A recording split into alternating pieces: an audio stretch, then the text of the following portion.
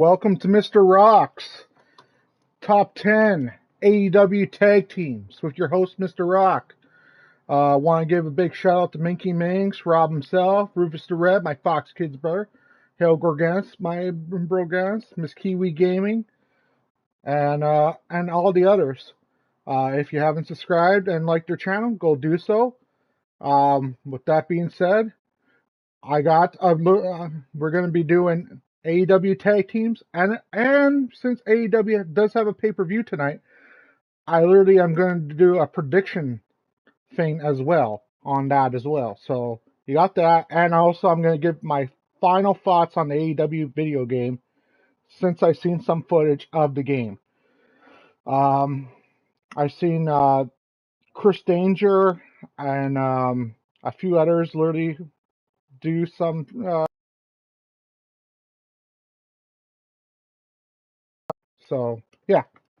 With that being said, I got the list over here, so let's get right into it because this is going to be quite a bit long video. With number 10 being in the top 10 AEW tag teams that Mr. Rock likes, it's the Hardy Boys. Classic, generated, everything else. Why they're so low on this list is because Jeff Hardy had problems in AEW when he came back and everything else. He came to AEW, then he was gone again. And the Hardy Boys are just there and they're not, and they're there and they're not. You know, I'm hoping that this time around that they will be there. They'll get a lot of crowd excitement and, and they can be back to where they were, But yeah, the Hardy Boys is number 10. Number 9 is Darby Allin and Sting. The reason why, because they don't really team that much. Hello, Mockingjay. Hope all is well.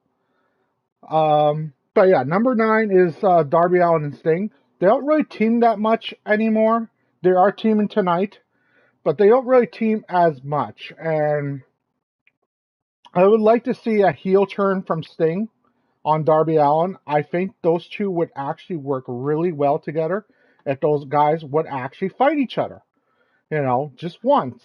And yeah. Number 8 is the House of Black. And it's not really a tag team, it's more of a trios freaking thing. But I did have to add them because they do tag as a tag team sometimes. But yes, House of Black is number 8. I love their entrance, everything from them. Malachi Black is an extremely good, talented wrestler. Then you got Buddy Matthews in there. And then you got Brody King, just a beast of a man. Hard hitting, just no nonsense action. And it doesn't matter who they team up with. It could be either one. They just literally go at you and they destroy you. But yeah, that's number 8. Number 7 is the Elite. And people would say, wait, the Elite, that's literally like 5, 6 members. I know, but I'm literally talking about the original Elite when they had Cody Rhodes, the Young Bucks, Adam Hangman Page, and a whole bunch of them, The original Elite was actually pretty damn good. Kenny Omega, I forgot him.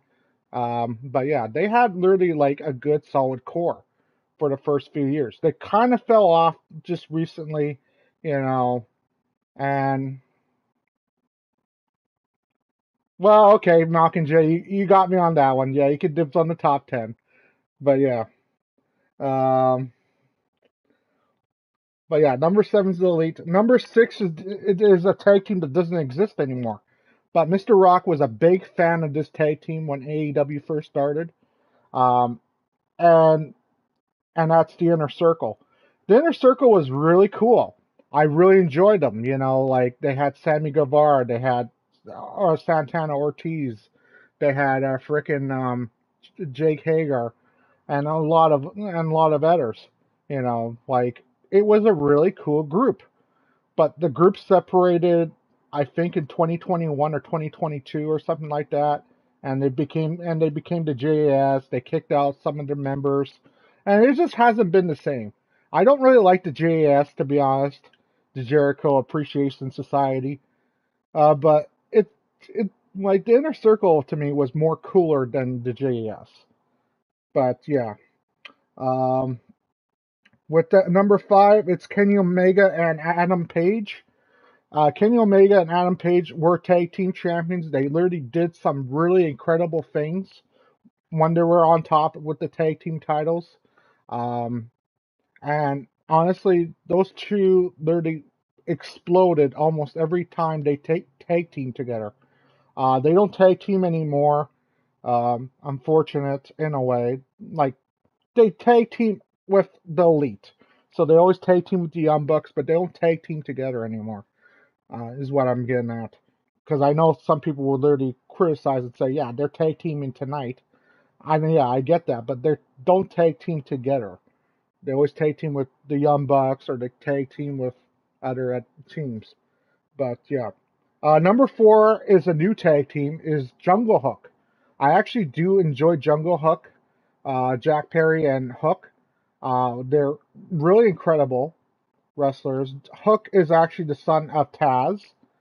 Big shout out to Taz, ECW original. Um, but yeah, his son is freaking amazing wrestler, and him paired with Jack Perry, those two have great chemistry together. Um, I'd like to see them win the tag team titles one day. I feel that they could literally hold on to it with the and everything else for quite some time. Um, but yeah, Jungle Hook is number 4. Number 3 is the Lucha Bros.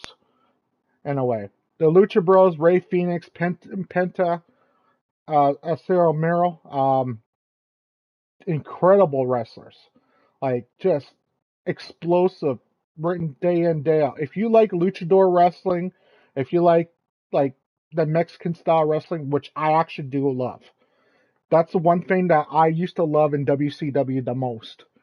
People would say, "Well, you love the NWO the most and everything else." No, I actually used to love the cruiserweight division. Like growing up, you had like guys like Eddie Guerrero, Dean Malenko, and everything else, and that's what I loved, and that's what the Lucha Bros bring. They bring that style to that ring, you know, and yeah. Number 2 is the Young Bucks. Young Bucks, you know, incredible, incredible tag team. You know, the super kick party, the literally explosiveness of it. At first, I didn't really care for them when they first came in, but they dawned on me, and they're number 2 now of tag teams I actually do like. Um, I hope that they actually do get better. I don't like their gimmick shit. I hope that they get rid of that fucking gimmick shit with them in a way, with them literally kicking fire into people's faces and all that stuff. You know, just get rid of the little gimmick stuff. You don't need that. You're way more talented. You had an incredible freaking match with the Lucha Brothers with the steel cage All Out. I think what was it, 2021 or 2022? That incredible steel cage match. And if they kept on doing stuff like that, they would be literally number 1 on this list, but they're not. And number 1 is literally a two-parter. And you're going to say, wait, why a two-parter? Because I had a tough time trying to decide on who should be number 1. So I literally did two-parter. So number 1 is first FTR. FTR is the tag team champions right now and everything else. Um, Dax and Cash Hart freaking are just so explosive. They have that 80s style mentality. If you love guys like the Brainbusters back in the day and like the Midnight Express and all those guys, you're going to love FTR. Period. You know, that's what they bring to the table. They bring that old style wrestling thing. Love their theme entrance. It's one of the coolest freaking themes for FTR. Like it sounds like something out of a 1970s freaking movie or 80s, you know. And yeah, if you haven't seen FTR, trust me, you're gonna literally be blown away if you actually did. And number 1, part 2 will be the Guns. The Guns, in my opinion, did sign my AEW title, which is over here. to be honest. They did sign that. I actually got to meet them. I still consider myself a trios champion with them because we did have our picture taken when they were the tag team champs. And if you haven't seen that, you can go check on my Instagram in a way, and you can see that picture. Um, but yeah, like we literally had our picture taken together, and the Guns have to be on this list. You know, they were incredible freaking wrestlers. They were nice to me and everything else. And if I didn't put them on this list, I would feel so bad because just the way how they treated me and everything else, you know. And people would say, well, you're kind of cheating because it's not really 10. It doesn't matter. It's my list. So, yeah. And that is AEW top 10 tag teams. Now, there is an AEW pay-per-view called Forbidden Door literally tonight. It starts in about 9 hours, roughly. 8, 9 hours. Well, 7.5. I just took a look at the clock. 7.5 hours it starts. I literally realized it's a little later than I thought. Usually I do these videos right around 8, 9 o'clock in the morning. So it's actually 11:30 almost. So, so I got the matches here. So we're going to go through them and give my predictions. We got Bryan Danielson versus Okada. I think Okada's going to win. The Rainmaker is going to win this match, and I feel that since the BBC is kind of a heel thing, this is where I think that technically Okada's going to literally freaking join AEW with a tag team and literally have literally a match. I feel that there's going to be a match within a match in this match. And it's kind of like a build-up because that's kind of like their main event. We got Adam Cole versus Tom Lawler. I think Adam Cole's going to win, to be honest. There wasn't any hype to this match or nothing like that. And they just literally announced the match like last second. So I have a funny feeling Adam Cole's going to win that match. We got CM Punk versus Kojima. CM Punk's probably going to win the match because he just came back. They want him to be. They want the crowd to be pumped for CM Punk. Like I said in my AEW freaking male wrestlers, he is not my favorite wrestler at all. He's actually at the very bottom of the list. But CM Punk, I feel, is going to win this match hands down because of literally, the guys just came back. They're trying to get him to literally be the big bucks. We got Tony Storm versus Will Nightingale for the AEW Women's title. I have a funny feeling that Tony Storm's going to literally keep the title. I think they're setting up something with Tony Storm versus Jamie Hayter because Jamie Hayter's injured right now. And they're going to London. Jamie Hayter's from London, so I feel that she's going to keep the title and then literally lose the title to Jamie Hayter in her hometown of London. That's how I feel about that match. We got Kenny Omega versus Will Ospreay. This match, I say Omega's going to lose. I say Will Ospreay is going to win this match, even though it hurts me to say this, because Kenny Omega is a hometown guy. He's right from Winnipeg, but I have a funny feeling Will Ospreay is going to lose this match because Kenny Omega already won the match in January 4th. This is actually the second match that they had. January 4th, Wrestle Kingdom, they actually did wrestle January 4th, 2023, and they wrestled in Tokyo.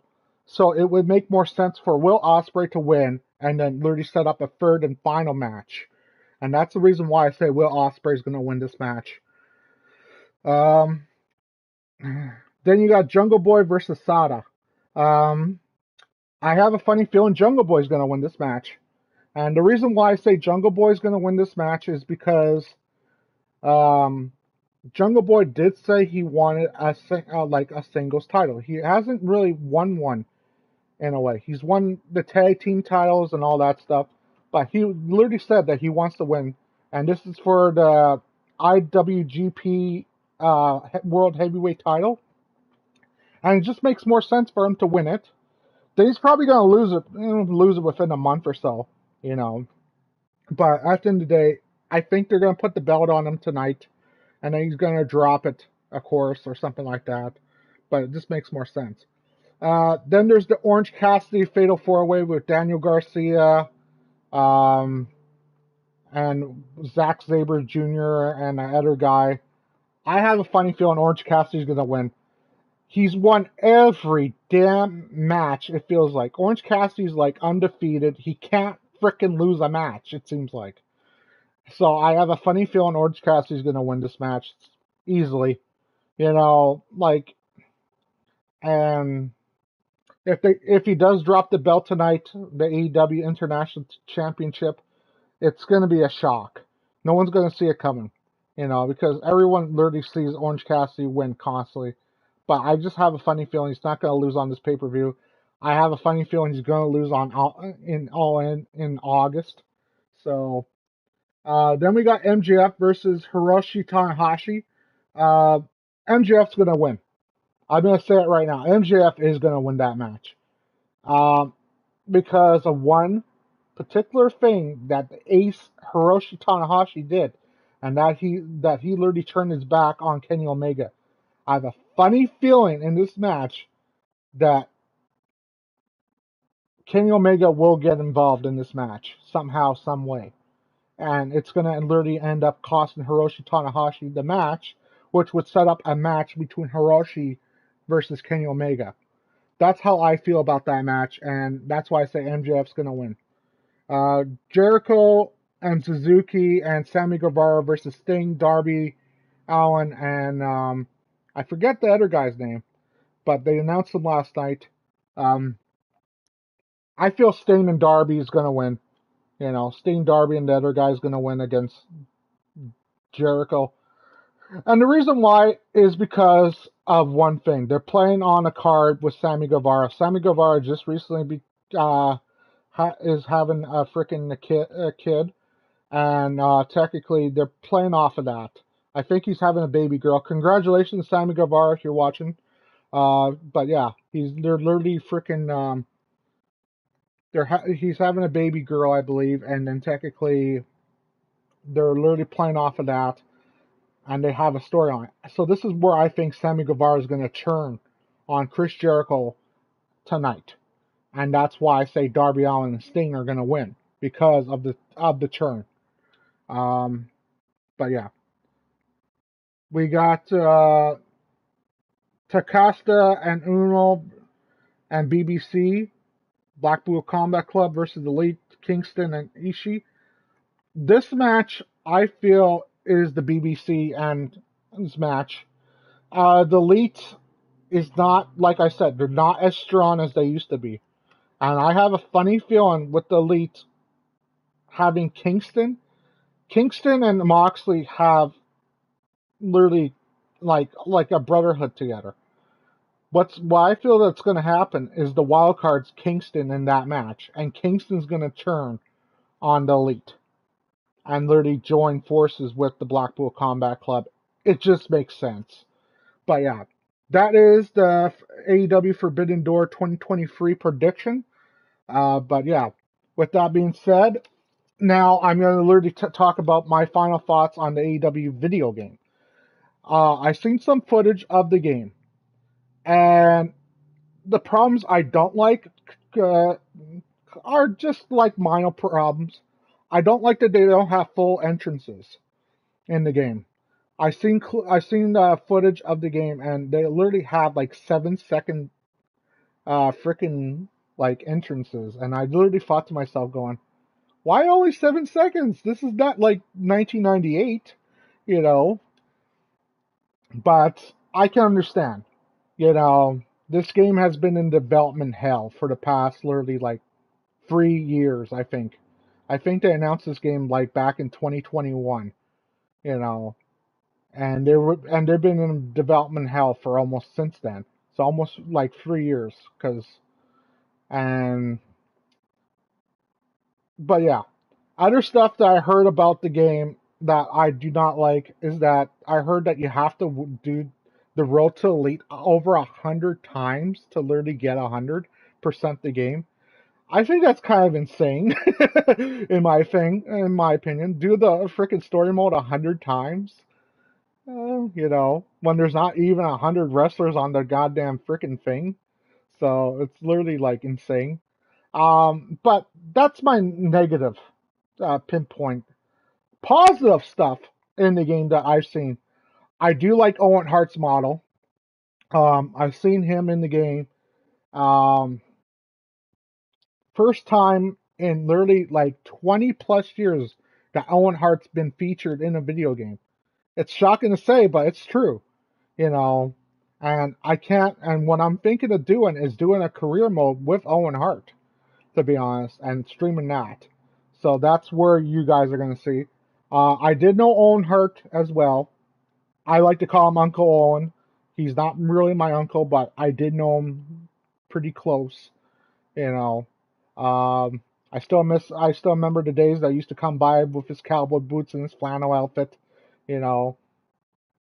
Um, but yeah.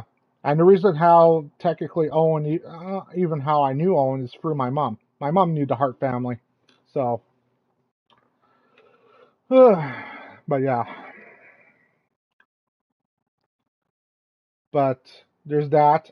Other positives is that what I like about the game is the like weaponry in this game is the most extensive freaking weaponry I've ever seen. And yes, I might be building up the game, but I've never seen this many weapons in a wrestling game ever. I've seen an exploding propane tank or something like that, like a bomb go off.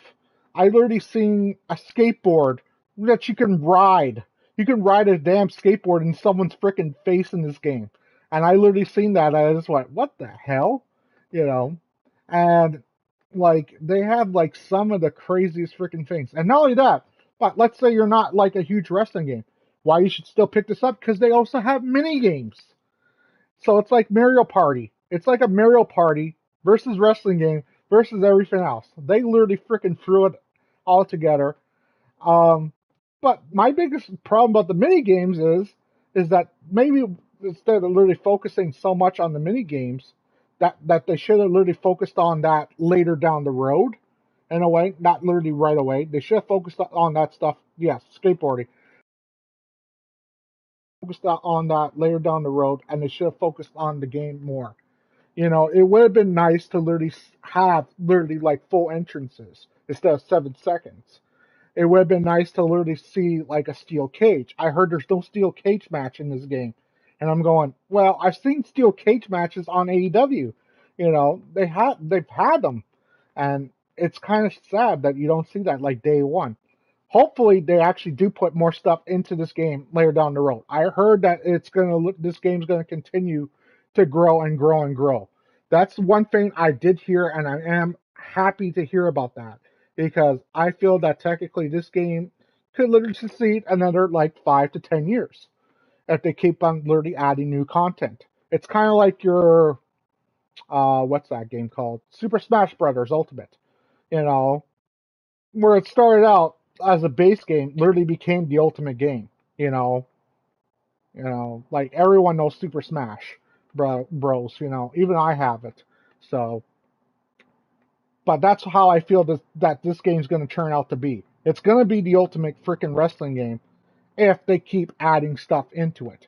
But they literally said that they're only going to be adding stuff into this game if more people purchase this game. So I'm going to literally tell you guys right now, please buy this game. you know, it's about $80 Canadian. I don't know how much it is in the States, but, and at the end of the day, like, it's all about literally preference. But yeah, the more people that buy the game, the more people play. I feel that we're going to have a great time. There's online features. I haven't really seen the online features in the game, to be honest. I haven't seen any of that. But from what I've seen, you know, if you're a wrestling fan, young or old, you got something for everyone. But with that being said, I'd like to give a big shout out to Maka JYT for coming in. If you haven't, please like and subscribe on his channel. And with that being said, I'll catch you guys on the next one. Later, everyone. Take care, Mockingjay.